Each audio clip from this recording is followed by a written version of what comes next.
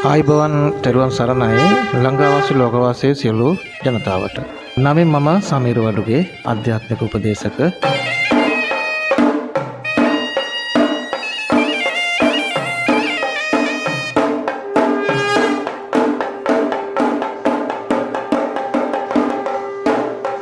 පින්වතුන් දන්නවා බොහෝ කාලයක් තිස්සේ අපි මේ රාජකාරී ටිකක් කරගෙන යන ගමන් ඉන්නේ රටවැසියන්ට සහ ලෝකවාසී ජනතාවට.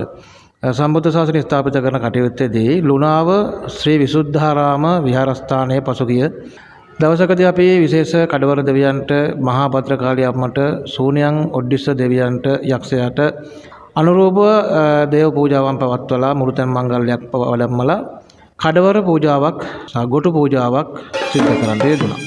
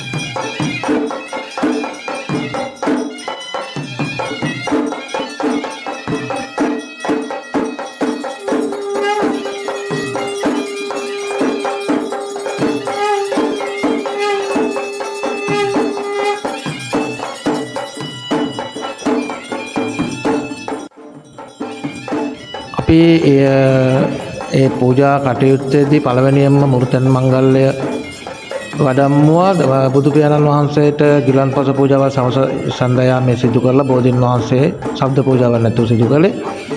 මහා දේවාලයට මුරුතන් මංගල්‍යයක් වඩම්මලා හැම දෙවියන්ටම, ඒ කියන්නේ මෙහි වැඩ සිටින සියලු දේවාලවලට 22ක් දේවාලවලට පූජාවන් පවත්වලා තමයි කඩවර පූජාව කොටු ටික දෙන්න සූදානම් කළේ.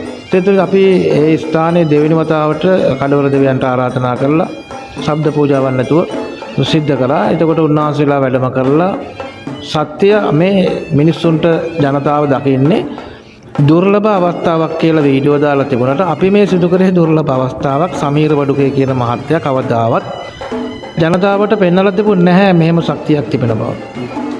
එතකොට ඒක හැමෝම ඇහුවා කොහොමද මේක කරන්නේ කියලා. ඒකයි ඒගොල්ලන්ට ප්‍රශ්නයක් වෙලා තිබුණේ. මට ඒක මේ අවුරුදු කීපයෙන් පස්සේ දෙවියන් අවසරයක් දුන්නා ඒක එළියට පෙන්වන්න. මෙන්න මේ කටයුතු කරන්නේ මේ වගේ පිරිසක් දෙවි බඹුන් අමනුෂ්‍යයන් ඉන්නේ කියලා. එතකොට මේ කටයුත්තේදී අපි විශේෂයෙන්ම තැඹිලි ගෙඩි 21ක් අරගත්තා. ගම්බිත්තර ගෙඩි 7ක් ඒ වගේ පූජාවක් තමයි පැවැත්වුවේ. ඒකෙදි අපි බලාපොරොත්තු වෙන දේ ඉටු වෙලා තිබෙනවා මේ මොහොත වෙනකොටත්. අපි යන ගමන අපේ අරමුණ කරා යන්නට සම්බුද්ධ ශාසනය ස්ථාපිත කරන රට ස්වයංපෝෂිත භාවයට පත් කරන්න පුළුවන් රාජ්‍ය නායක පත් කිරීම. ඒ සඳහා සියලුම අපි කරන්න ඕන දේවල් කරන්නවා කියලා දෙනවා දන්නලා තිබෙනවා. ඉතින් සමීර වඩුගේ ආධ්‍යාත්මික උපදේශක වශයෙන් මේ සිද්ධ කරන්නේ සමස්ත රටේ රටවැසියන්ගේ යහපත පිණිසමයි. ඉතින් ඒවට අදාළ කට්ටිය බලධාරීන් හරි කවුරු හරි ඉන්නවා නම් හොයලා බලලා කරගන්න පුළුවන්. නමුත් ඕනේ නැහැ පඬිතයි කියලා යනවා නම් ඒ ගමන යන්න දෙනවා අපිට වැඩක් නැහැ. අපි කරන මාර්ගය අපි අරගෙන අරමුණ ඒක ආයන වශයෙන්ම ස්ථාපිත කරනවා කියන එක දැනුවත් කරන තමයි ලංකාවාසී ලෝකවාසී සිළු බැතිමුතුන් මේ කටයුත්ත අපි සිදු කරේ. ඒ ඔබලාගේ යහපත පිණිසමයි.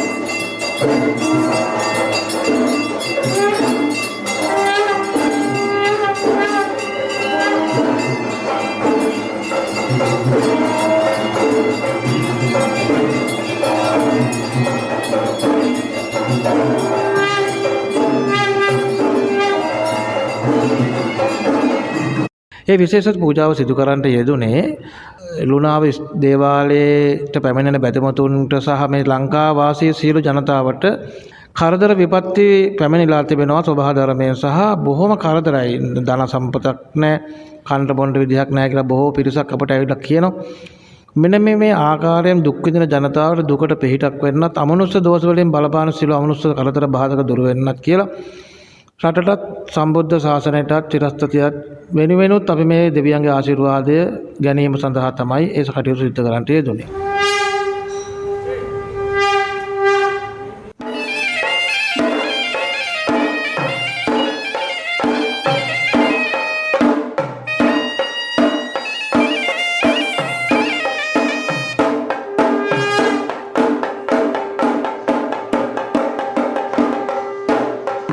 අපි දැක්ක ඒ අවස්ථාවේදී ශබ්ද පූජාවන් පවත්වද්දී බෙර ඇතුළුව මේ එක ස්ත්‍රී සහ පුරුෂය ආවේශ වෙන්න ගත්තා. ඉතින් යම් තමන්ගේ ඥාති බලවේග තියෙනවා අමනුෂ්‍යයන්. ඒ අය බොහොම ගෞරවයෙන් තමයි ඇවිල්ලා පිම්පෙත් ඉල්ලන්න එන්නේ. ඉතින් ඒකට අපි කරදර කරන්න හොඳ නැහැ. අවහිර කරන්න හොඳ නැහැ. මම දැක්ක ඒ කීප දෙනෙක් කම්මිරි කරනවා ආරුල වෙච්ච කට්ටියගේ මතුරන්ට ඕන තැන් වල නැති කට්ටියට මම තුරලා එහෙම හිංසා කරනවා. මෙතනදී හිංසාවක් විය යුතු නැහැ. මොකද හිංසාව ඍතු දැකලා බුදුහාඳුරොත් තිබෙන්නේ. ඒ අයකින් පැමිණියන් පස්සේ මොකද්ද වෙන්නේ මොකද්ද ඕගොල්ලන්ට ඕනේ කියලා අහලා බලලා ඒ කටයුතු සිදු කරන්නයි අමනුෂ්‍යයන්ට අපි උදව් කළ යුත්තේ. මොකද අමනුෂ්‍යයන්ටත් අපි ගෞරව කරන්න ඕනේ. අය අපිට මේ කටයුත්තට උදව් කරන නිසා. ඒ වැහෙන ඥාතීන් බොහොම දුකසේ ආත්මව ලැත්තේ. ඉතින් මේ සංසාර දුකෙන් අත මිදීමට ඒගොල්ලෝ පැමිණෙන්නේ. අපි ඒ ගැන බලලා සොයලා කතා කරලා ඒගොල්ලන්ට පිට දෙන්න ඕනේ.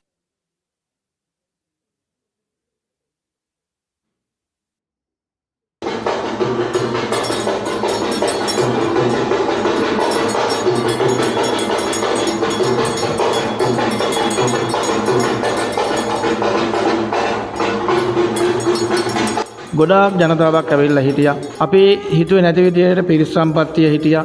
ඒ හැමෝම දේවතාවුන් වහන්සේලාගේ ආශිර්වාදය ලබා ගන්නට පැමිණියේ. ඒ අයගේ පුළුවන් ආකාරයෙන් අප උපකාර කරා. නැවතත් ඔබලට කියනවා යම්කිසි කාරණාවක් ඕනම කාරණාවක් නෙමෙයි යම්කිසි කාරණාවක් යහපත් කාරණාවක් තියෙනවා නම් කරගන්නට අපි ඒකට ඕන වෙලාවක සූදානම්ව සිටිනවා ඔබ සමට කරලා දෙන්න.